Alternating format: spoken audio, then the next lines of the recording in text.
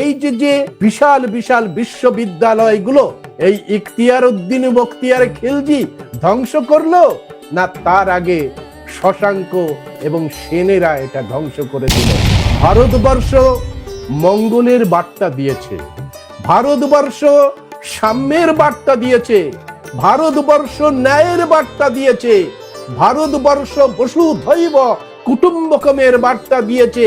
ভারতবর্ষে ঘৃণা, হিংসা, মারামারি, হত্যা এবং দখলদারির কোনো জায়গা নেই।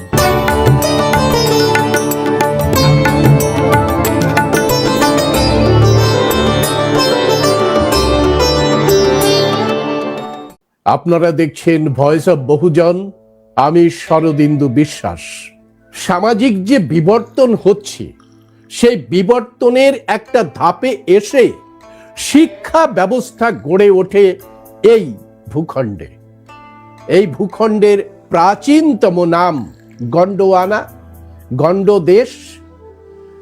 আমাদের সম্রাট অশোকের সময়, অশোক এবং মৌর্য এবং তার আগে নন্দ বংশের সময় এই দেশের নাম জম্বু দ্বীপা, এবং পরবর্তীকালে এর নাম হয়েছে বঙ্গদেশ, বঙ্গদেশম।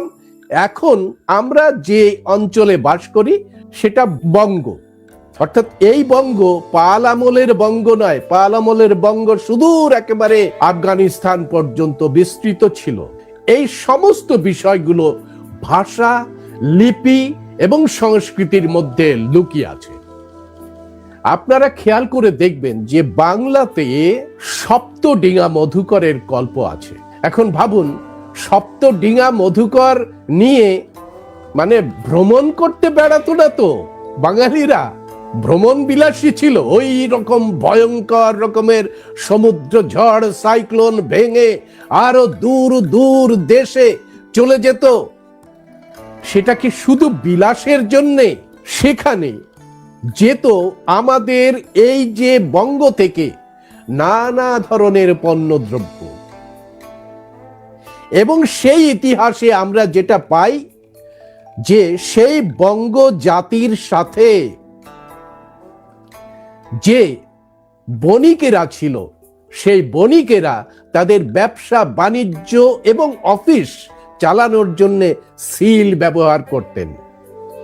আমরা এই যে সিল দেখতে পাই, আমাদের হরপ্পা মহেঞ্জোদড়োতেও দেখতে পাই।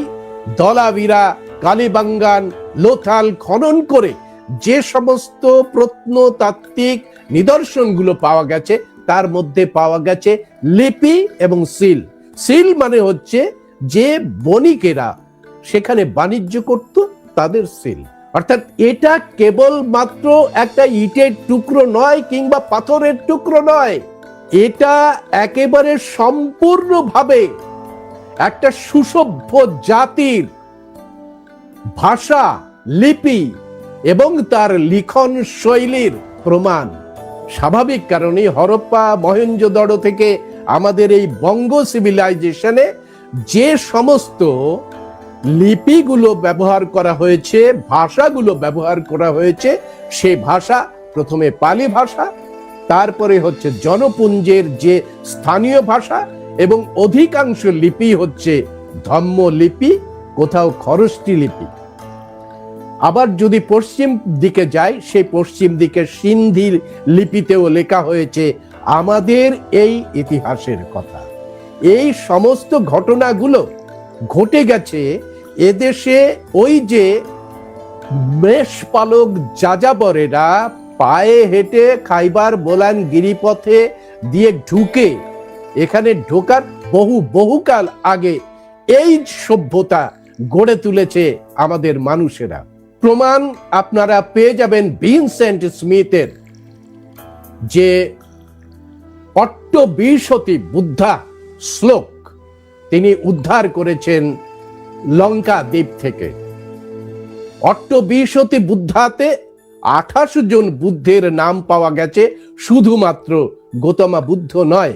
অর্থাৎ এই 28 বুদ্ধের কাল যদি আপনারা জুড়তে থাকেন, 100 বছর করে যদি জুড়তে থাকেন, এক একজন বুদ্ধ এসেছেন, তাহলে সেটা গিয়ে মিশবে হরপ্পা মহেঞ্জোদড়োতে।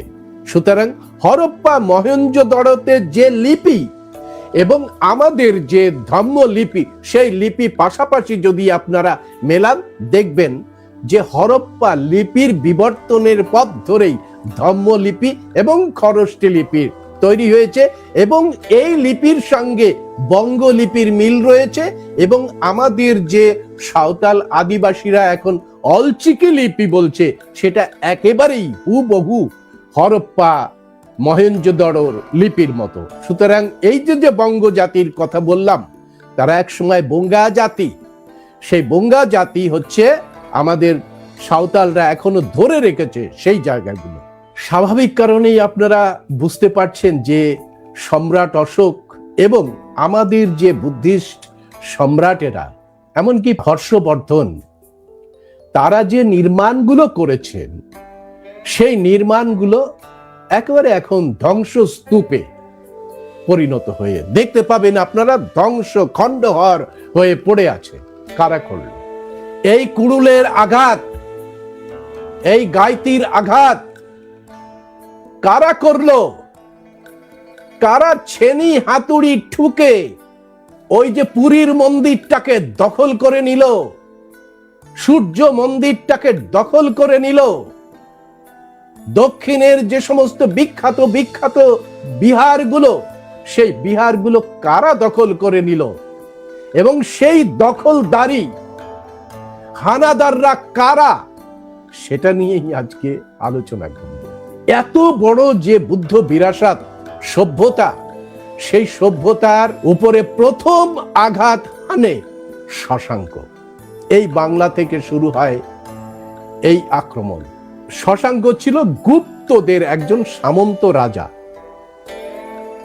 শশাঙ্কের সাথে হর্ষবর্ধনের যে যুদ্ধের কথা আপনারা জানেন।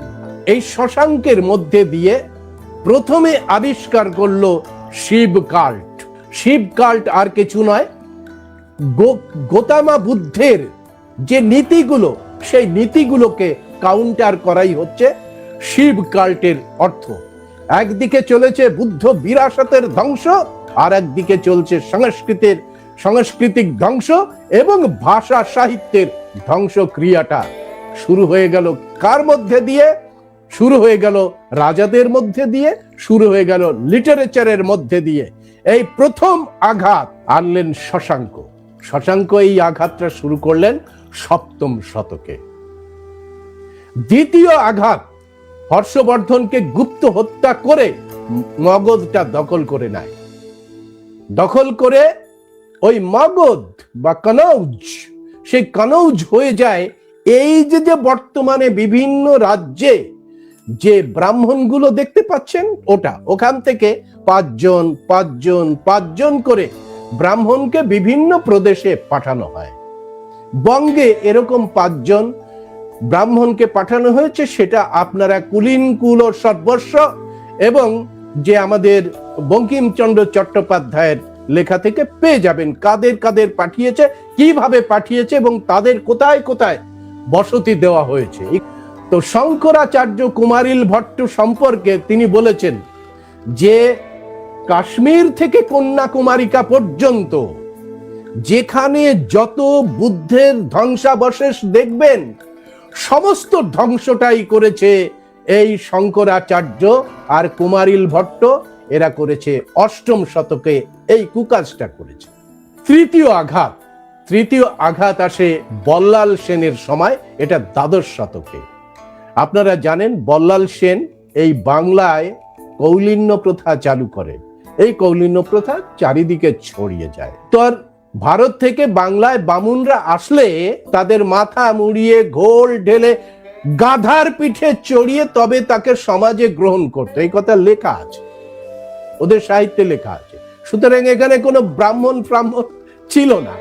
পদ্মাবতীকে বিয়ে করেছিল না, পদ্মাবতী হচ্ছে নিচু জাতের মেয়ে। সেই কথা শুনে ওই 5 জন ব্রাহ্মণের যারা বংশধর, তারা খেতে চায়নি, তখন ঘুষ দিয়েছিল। বল্লাল সেন ঘুষ দিয়ে, প্রচুর পয়সা টয়সা দিয়ে, স্বর্ণ মুদ্রা দিয়ে এই কৌলিন্য প্রথা চালু করেছিল। এগুলো বল্লাল চরিত 2টো বই আছে, এই দুটো বইতে পেয়ে যাবেন আপনারা। সুতরাং বল্লাল সেনের সময় এই যে ব্রাহ্মণদের তৈরি করলো, তাদের মধ্যে বীরাচারী ব্রাহ্মণ বলে আরো কয়েকটা বিশেষ ব্রাহ্মণ করলো যারা যৌনাচারী। আর এই যৌনাচারী ব্রাহ্মণদের দিয়ে বল্লাল কি করলো, একটি মানে ভয়ঙ্কর অসহিষ্ণু একটা দল তৈরি করলো, যারা বৌদ্ধ তাদের বাড়িতে গিয়ে তাদের হাঁড়ি কুড়ি ভেঙেছে, তাদের নারীদের অপমান করেছে, রেপ করেছে এবং তাদের বলাৎকার করে দেশ ছাড়া করতে বাধ্য হয়েছে। অর্থাৎ এই বাংলা যারা গড়ে তুলেছিল, এই যে সুন্দর বাংলা যারা গড়ে তুলেছিল, শিষ্ট বাংলা যারা গড়ে তুলেছিল, তাদেরকে এই ব্রাহ্মণ বীরাচারী ব্রাহ্মণদের দিয়ে অত্যাচার করে সেই মানুষগুলোকে এই কর্ণ সুবর্ণ থেকে আস্তে আস্তে আস্তে আস্তে হাওড় বাওড় মানে এই অঞ্চলে চলে যায় একেবারে পাহাড়ি অঞ্চলে, রংপুর, রাজশাহী, চট্টগ্রাম, পার্বত্য চট্টগ্রাম, এই সমস্ত অঞ্চলে গিয়ে লুকোতে হয়। কিছু কিছু বৌদ্ধ তাদের যে শাস্ত্রগুলো আছে, যে বিহারগুলো নির্মাণ হয়েছিল, সেই শাস্ত্রগুলো নিয়ে নেপালে চলে যায়, তিব্বতে চলে যায়, কেউ চলে যায় চীনে, কারণ চীনের সঙ্গে এই বাংলার ভালো সম্পর্ক ছিল। চতুর্থ যে আঘাত, সেই আঘাত হানে ইসলামিক আক্রমণকারীরা। বাংলার যত বুদ্ধ বিরাসত আছে দেখবেন সেখানে দখল হয়ে গেছে ইসলামের মধ্যে দিয়ে। এই সমস্ত সৌধগুলোকে দখল করেছে, সেই সমস্ত মূর্তিগুলোকে ঘষে ভেঙে তার নাক কেটে দিয়েছে, কান ভেঙে দিয়েছে। দেওয়ার পরে সেইগুলো দখল করার জন্যে এই যে একালের হুলিগানরা তারা উঠে পড়ে লেগেছে। এমনকি যেখানে গৌতম বুদ্ধ বোধিত্ব লাভ করেছিলেন, সেই যে বিহার, বোধি বিহার, মহাবিহার, সেই মহাবিহারেরও এক অংশ দখল করে নিয়ে সেটা শিবের নামে চালানোর চেষ্টা করছে, ত্রিশূল পুঁতে দেওয়া হচ্ছে। যে আগাছা ভারতের মাটিতে বুনন করার চেষ্টা করছে, সেটা কোনো মানুষের মঙ্গলের জন্য নয়। ভারতবর্ষ মঙ্গলের বার্তা দিয়েছে, ভারতবর্ষ সাম্যের বার্তা দিয়েছে, ভারতবর্ষ ন্যায়ের বার্তা দিয়েছে, ভারতবর্ষ বসুধৈব কুটুম্বকমের বার্তা দিয়েছে। ভারতবর্ষে ঘৃণা, হিংসা, মারামারি, হত্যা এবং দখলদারির কোনো জায়গা নেই।